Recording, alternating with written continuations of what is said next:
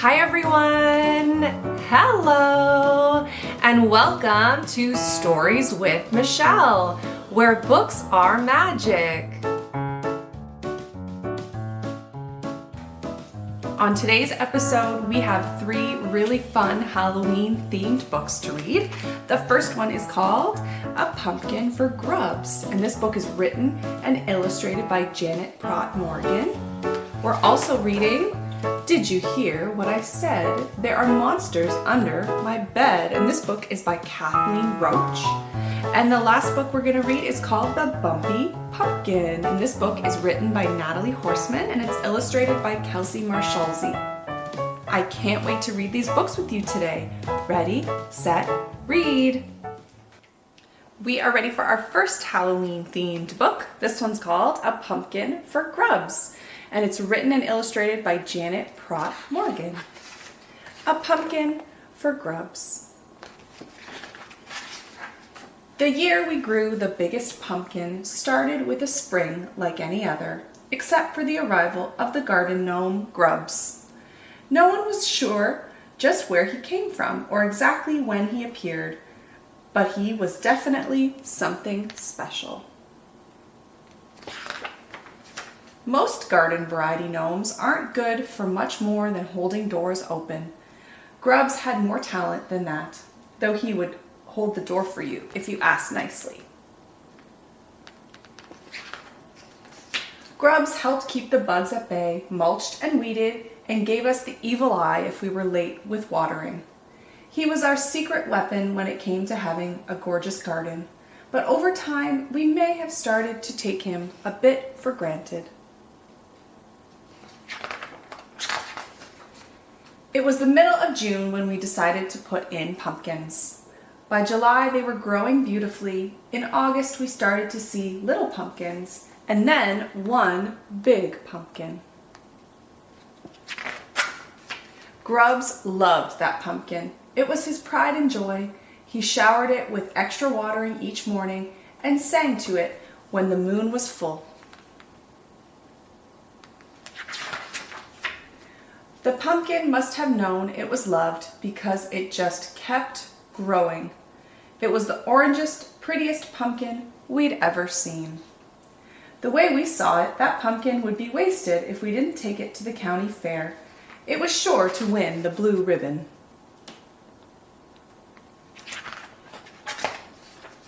But Grubbs was having none of it. He knew what happened to pumpkins after they came home from the fair. He wasn't going to let that happen to his pumpkin. We had no idea what we were in for. Daily chores became an issue, and while Grubbs may have been amused, we were not.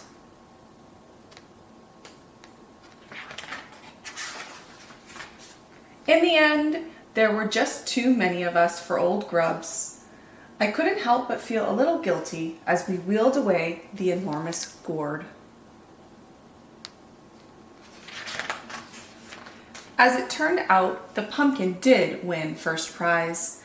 When the fair was over and we were home with our blue ribbon, Mama suggested we start making pies, but I had a different idea. It took some planning and careful work. But before long, we had something spectacular. That evening, Grubbs settled into his new home, and late that night I smiled as I listened to a garden gnome singing under the light of the moon.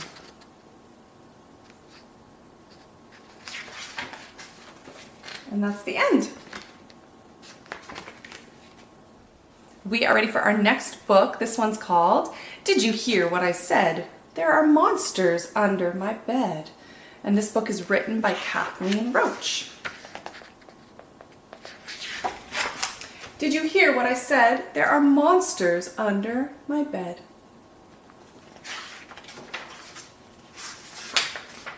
Did you hear what I said? There are monsters under my bed. They creep and they crawl each night of the week, keeping me awake with their spooks and their squeaks. Monday's monster just wants to take a long snooze. He steals all my pillows and curls up on my shoes. He snores so loud I can't sleep a wink. It's a terrible way to start out my week. On Tuesday, I see a modern performance. This monster believes ballet is of utmost importance, dancing around in a large pink tutu, pretending to be a ballerina, I assume. Wednesday's monster likes to tickle the toes on my feet and waits to do so until I'm almost asleep. It looks like a snake and has 9 pairs of legs, with crazy eyeballs sticking out of its head. On Thursday, a monster with tentacles for arms gobbles up my socks, which is cause for alarm. The smelly, the blue, and the dirty ones too. How can I still use them, all holy and chewed? Friday's monster will munch on anything it can find, so I must leave out yummy snacks of all kinds. It eats and it eats till it can't eat anymore. What will I do if it explodes all over the floor? On Saturday, the party continues with not one monster, but 2. They like to tell jokes just like me and you. They make me laugh and giggle, a perfect stand-up team, but really I wish it was only a dream. By Sunday, I know only you can imagine. I am quite hopeful nothing crazy will happen. I lay in my bed, trying to drift off to sleep. Do you think tonight the monsters will creep? I hear a strange noise and peek with my eye, scared to find out what is lurking close by. As soon as I do, what do I see? 7 large monsters busting out free. They dance and they sing like a big monster explosion. I think to myself, well, I might as well join them. And that's the end. We are ready for our next book. This one's called The Bumpy Pumpkin. And this book is written by Natalie Horseman and it's illustrated by Kelsey Marshalsey. The Bumpy Pumpkin. Fall had arrived at Stephen's farm, and that made the Bumpy Pumpkin very nervous. He shivered in the cool breeze, and his stem tingled with worry. Halloween was just around the corner, and that could only mean one thing: pumpkin picking time. Farmer Ray grew pumpkins of all sorts, some tiny, some gigantic, some with long, flat faces, and others with round, plump cheeks. No matter their size or shape, all the pumpkins had the same smooth orange skin, all except one. The Bumpy Pumpkin was smaller than the rest, with skin a patchwork of orange, yellow, and green, and from top to bottom he was covered in bumps. Big ones, little ones, knobby and uneven bumps everywhere. The other pumpkins were full of confidence and bragged about being the next to be picked. What if being different means I'm left behind? What if no one picks me? The Bumpy Pumpkin huddled in their shadows, feeling small and unnoticed. His bumps prickled with nervousness and doubt. "Look at your bumpy skin," teased a tall pumpkin. "Did you get attacked by a bunch of bees?" "And all those funny colors," giggled a round pumpkin. "You look like you've been splattered with paint."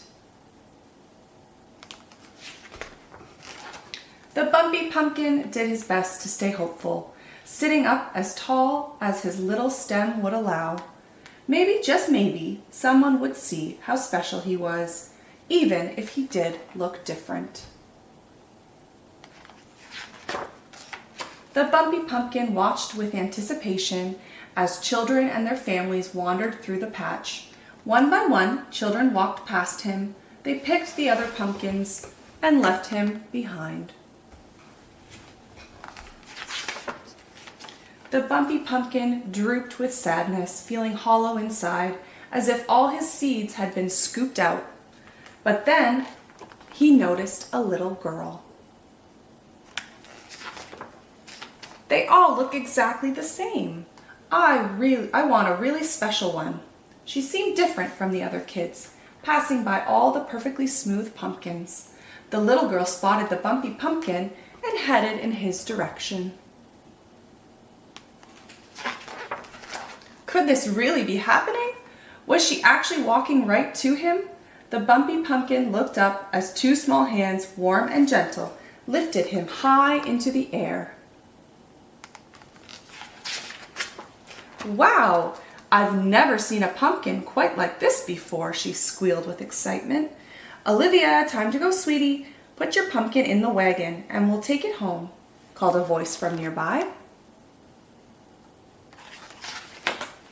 You have so many beautiful colors, Olivia whispered, and your bumps make you one of a kind.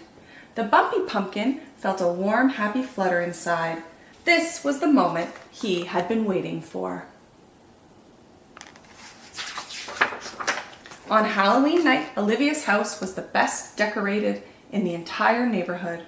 The Bumpy Pumpkin sat on the front porch, glowing bright for everyone to see. Trick-or-treaters paraded through the streets, stopping to admire Olivia's pumpkin. Olivia beamed at her Bumpy Pumpkin. You stood out in the best way, and that's why I picked you, she said proudly. The Bumpy Pumpkin finally understood that he was perfect in his own way. He was loved just the way he was, bumps and all. And that's the end. The Bumpy Pumpkin. Remember to like if you love Storytime, subscribe so you never miss a story, and share with your favorite reading buddy. Thanks for watching. See you next time.